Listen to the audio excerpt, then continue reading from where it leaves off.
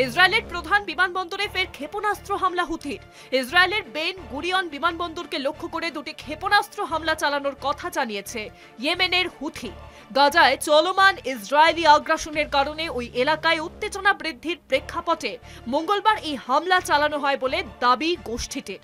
হুথিদের দাবি, ইসরায়েলের ওই বিমানবন্দরে দুটি হাইপারসনিক ব্যালিস্টিক ক্ষেপণাস্ত্র নিক্ষেপ করা হয়েছে, যা গত কয়েক দিনের মধ্যে একই ধরনের ৫ নম্বর হামলা। এদিকে হুথির দাবির বিষয়ে তাৎক্ষণিকভাবে ইসরায়েলের কোনো মন্তব্যই পাওয়া যায়নি, আর এই হামলায় হতাহতের কোনো খবর এখনো পাওয়া যায়নি। হুথি গোষ্ঠী আরও জানিয়েছে, তাদের বাহিনী লোহিত সাগরে শত্রু দেশ আমেরিকার যুদ্ধজাহাজ লক্ষ্য করেও হামলা চালিয়েছে। তবে এ নিয়ে বিস্তারিত আর কিছুই জানানো হয়নি। এর আগে সোমবার রাতে ইসরায়েলি সেনাবাহিনী জানায়, তারা ইয়েমেন থেকে ছোড়া একটি ক্ষেপণাস্ত্র ইসরায়েলের আকাশসীমায় প্রবেশের আগে প্রতিহত করেছে।